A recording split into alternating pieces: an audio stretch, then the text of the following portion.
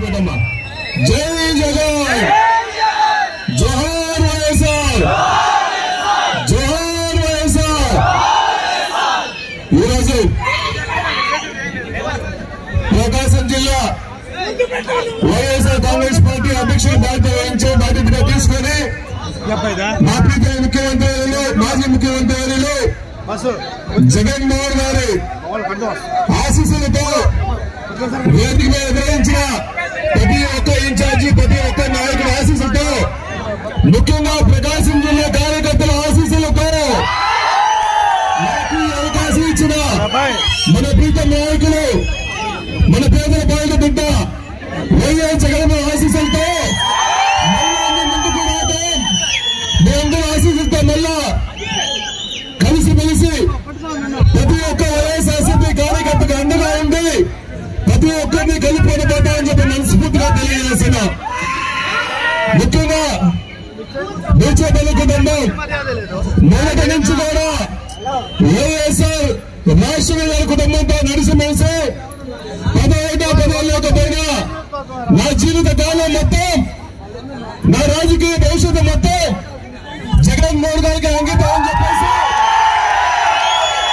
ఎప్పటి నుంచి కూడా 2009 నుంచి జగన్మోహన్ గారితో పాటు అడుగులు వేసి ఆయన చెప్పిన పనులను తూచా తప్పకుండా చేస్తూ 2 సార్లు 2009లో మళ్ళా 2024లో ఆ రోజు రాజశేఖర వల్ల మళ్ళా జగన్మోహన్ వల్ల మీ అందరూ ఆశీస్సులతో మళ్ళా ఎమ్మెల్యే అయ్యారు. బీజేపీ కుటుంబం అంటే జగన్మోహన్ గారికి వైఎస్ఆర్ కాంగ్రెస్ పార్టీకి మీరు అనుకూలంగా ఉంటారని చెప్పి మనస్ఫూర్తిగా తెలియజేస్తున్నా. చాలా మంది చెప్తా ఉంటారు అధికారం లేదు, మీకు ఇప్పుడు ఈ పర్వాలేదు అన్నారు. అధికారం ఉన్నప్పుడు పొలాలు తీసుకున్నారు కానీ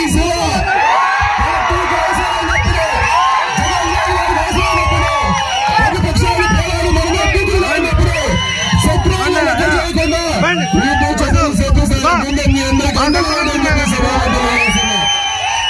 ఎందుకంటే చాలా మంది చెప్తున్నారు తక్కువ వయసులో ముళ్ళ కిరీటం పెట్టుకుంటా అన్నారు. నాకు ఈ పదవి ముళ్ళ కిరీటం కాదు, పూల పాన్పు లాంటిది, పూల కిరీటం లాంటిది. చాలా మంది ముళ్ళు గుచ్చుకుంటూ ఉన్నారు.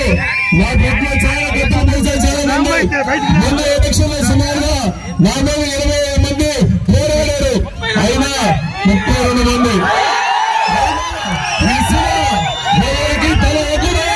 జగన్మోహన్ గారి కోసం, పార్టీ కార్యకర్తల కోసం వైఎస్ఆర్ కాంగ్రెస్ పార్టీ జెండా ఎప్పుడు అడ్డు పెట్టుకోని కార్యకర్తలకు ఎప్పుడు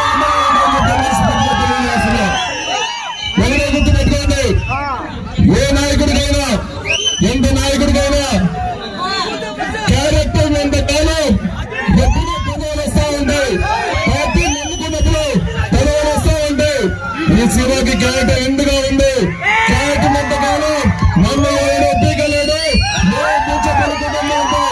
నేను అన్నా, ముఖ్యంగా అమ్మగారికి నేను జగన్మోహన్ గారు అడిగా, అన్న అమ్మకు చెప్పి చేర్పిస్తున్నా అంటే శివ నువ్వు అడిగా తీసుకొప్పు అని చెప్పి అమ్మ చెప్పి చేర్పిస్తున్నా ఇచ్చాడు.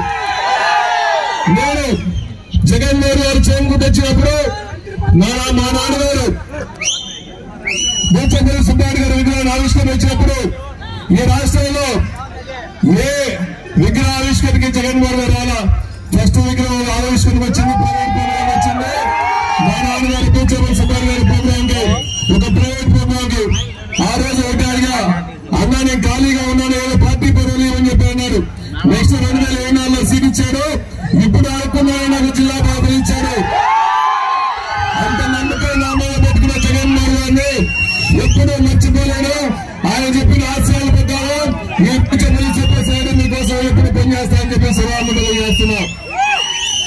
మన లక్ష్యం, మన గమ్యం, మన పైరం ఒకటే ఒకటి, జగన్మోహన్ గారిని ముఖ్యమంత్రి చేసుకోవాలి. జగన్మోహన్ గారిని ముఖ్యమంత్రి చేసుకోవాలనే గమ్యం తప్ప ఇంకెవరు. చాలా మంది చెప్తారు వాళ్ళకి అన్ని సీట్లు వచ్చినాయని చెప్పేసి. మీకు ఎన్ని సీట్లు వచ్చినా ప్రజలు మాత్రం జగన్మోహన్ గారితో ఉన్నారు. మళ్ళా ముఖ్యమంత్రి జగన్మోహన్ గారు అంటే వైఎస్ఆర్ కాంగ్రెస్ పార్టీ అనేది ఒక పెద్ద మహావృక్షం. మీ తాతలు ముత్తాతలు వచ్చిన పార్టీని లక్ష్యాన్ని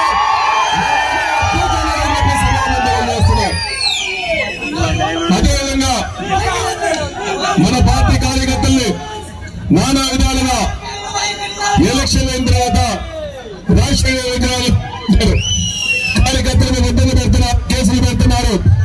మొన్న వినాయక చవితి ఊరేగింపుడు వైఎస్ఆర్ కాంగ్రెస్ పార్టీ జెండా పెడితే జైలు వేసే పరిస్థితి వచ్చింది. ఇటువంటి అరాచక ప్రభుత్వం ఎప్పుడూ చూడలా. దానికి చర్మగీతం పెట్టే టైం వచ్చింది. ప్రతి ఒక్క కార్యకర్త ఇదే ఉత్సాహంతో ఇదే చూస్తూ కలిసిమెలిసి జగన్మోహన్ గారి కోసం పార్టీ కోసం అండగా ఉండాలని చెప్పి మనస్ఫూర్తిగా తెలియజేస్తున్నా. అదేవిధంగా ఎలక్షన్ అయిన తర్వాత కూడా ప్రతి ఒక్క కార్యకర్త ప్రతి ఒక్క నాయకుడు జగన్మోహన్ గారి మీద నమ్మకంతో అధికారం లేకపోయినా మేమందరం కలిసిమెలిసి మాకు మా పార్టీ ముఖ్యం, మా పార్టీ వైఎస్ఆర్ కాంగ్రెస్ పార్టీ నాయకుల పైన పర్లేదు మేమందరం ఇక్కడే ఉంటామని చెప్పేసి వైఎస్ఆర్ కాంగ్రెస్ పార్టీ కోసం కలిసిమెలిసి ప్రతి ఒక్కరు ఉన్న ప్రతి ఒక్క స్టేజ్ మీద ఉన్న ప్రతి ఒక్క నాయకులందరికీ మనం ముఖ్యంగా నా కోసం సపోర్ట్ చేసిన